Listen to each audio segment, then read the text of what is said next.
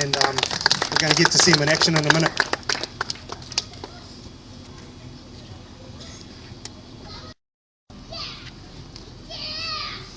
One, two, three. Let's make some noise, people. Let's go, Jason. Come on, Jason. Let's go.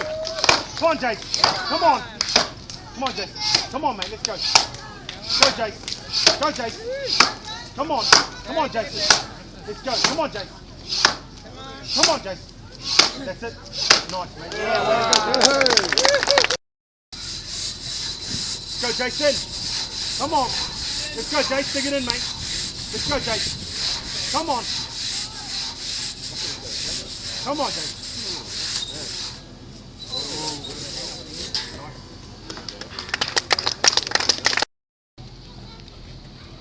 One, two, three.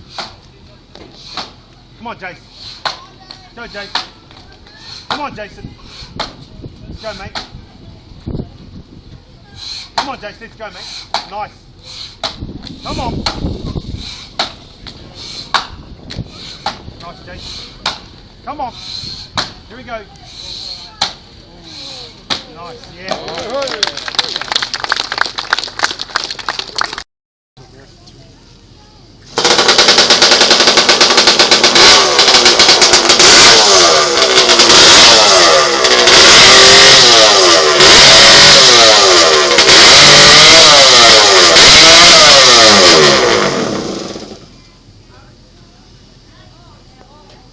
The saw started, and then you make a down cut, an up cut and a down cut. So you're looking for 3 complete discs. You get a maximum of 6 inches of wood to cut the 3 discs in. So it's there's a lot of skill involved. It's not just going as hard as you can. You've got to get those 3 cuts lined up in the 6 inches of wood. So that's a hot saw event.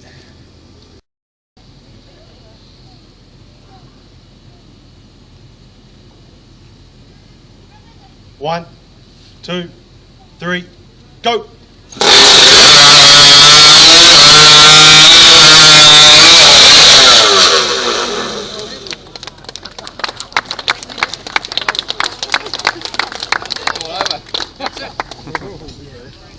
That's it.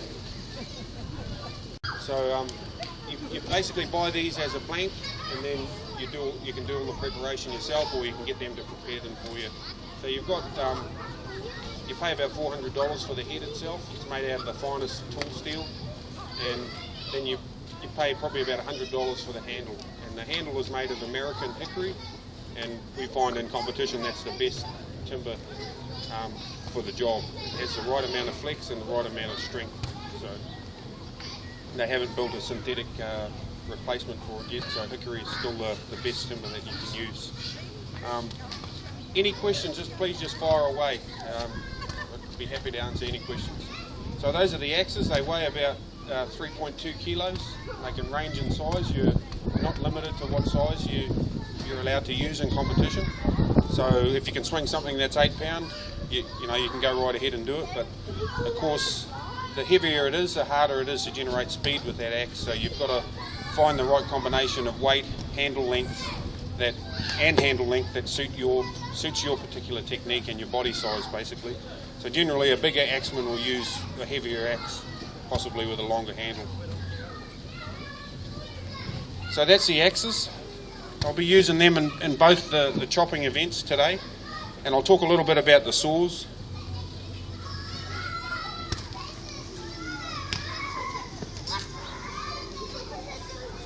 This is a crosscut saw made by Tuatahi Racing Axes and Saws in Masterton, and it's about 6 foot long. It's made from premium bandsaw steel, so it's a really good quality steel. The plate's been hammered so that it's perfectly straight, so that many hours has gone into preparing this. And then the teeth are actually cut out with a water jet to a computerized pattern, and then it's all hand sharpened. So many hours of sharpening go into making a tool like this. This is it costs around $1,200 for a saw, and this is actually called a peg and raker saw, and it's one of the most efficient tooth patterns in competition today.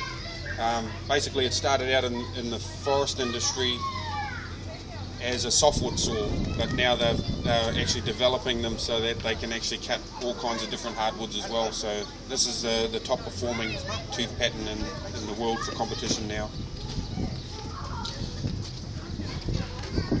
So I'll be using this saw to demonstrate the single buck event, which is basically just cutting a single biscuit off this horizontally mounted log in the stand here. So that'll be my second demonstration. I'll go back to my first one, which is the underhand chop. So this is the underhand chop. You have a block mounted in a steel frame horizontally, and then you're allowed to cut footholds out so that you can stand on top of the block. So I'll be standing on the block, cutting a scarf from one side, turning to the back side and cutting another scarf and trying to sever the log in the quickest time, basically. So the event time starts when you hit the log and time ends when you sever the log. Moving on to the standing block chop. This is very similar to the underhand chop, except it's mounted vertically in a steel stand.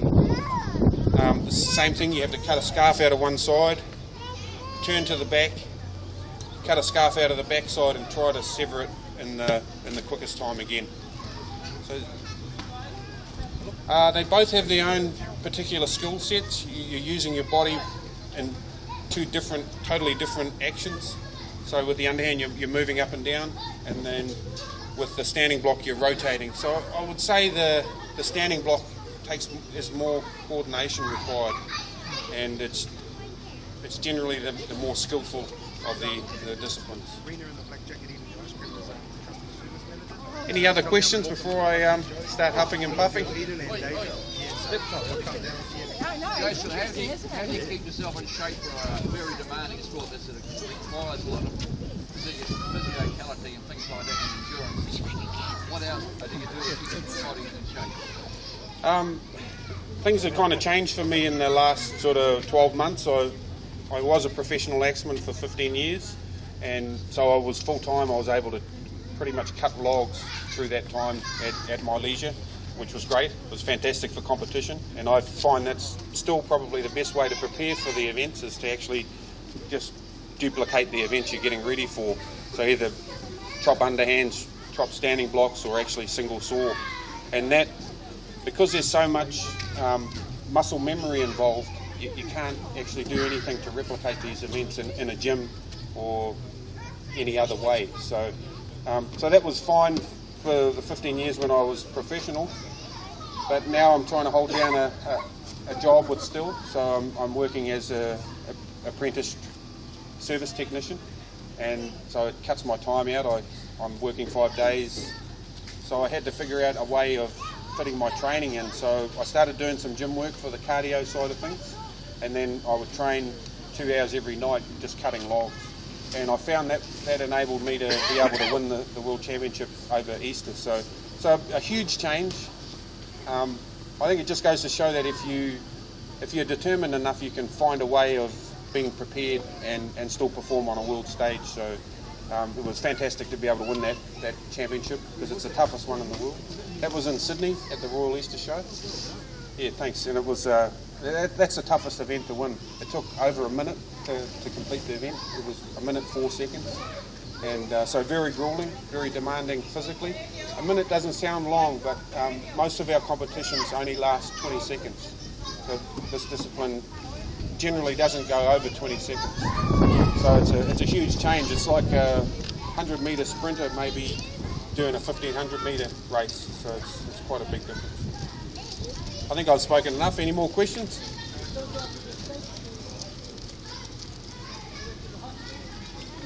I do go to the USA at the end of July. There's a big competition in Wisconsin called the Lumberjack World Championship. Yeah, they stopped me from being able to compete in that one, unfortunately. So I don't get to compete in the Timber Sport Series in the States, but I still like to go back to the Lumberjack World Championships every year. So that's the only one I do in the States now. Okay, time for some action.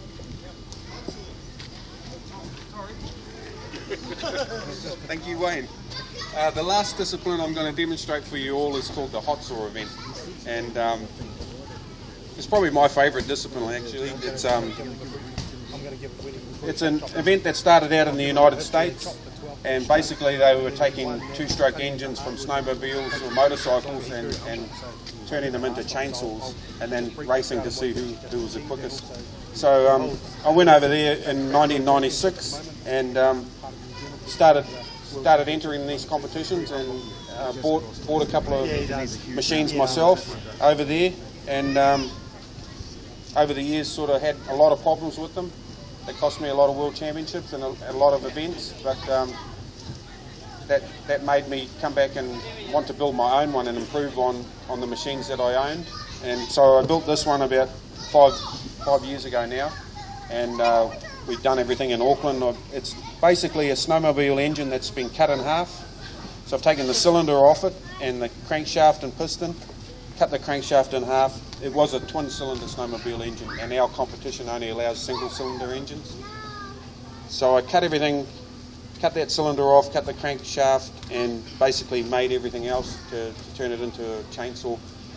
And it's been a really great machine. It's enabled me to win 5 world championships and win the Lumberjack World Championships 14 years, well, continue to win it for the last 5 years. So it's been a great machine for me. It weighs about 30 kgs, and that was one of the trade-offs. I wanted to make something that was really strong and not going to give me problems breaking down when I'm overseas, because you really can't fix these things when you're on the road and don't have facilities. So it's really important you get a machine that makes it there when they ship it there, because they're pretty rough when they ship things. So really important it was strong, and the trade-off for that is that it's quite heavy. But it's a top performing machine, and as long as we get a clean run with it today, I hope to demonstrate it to you all today. So let's get started.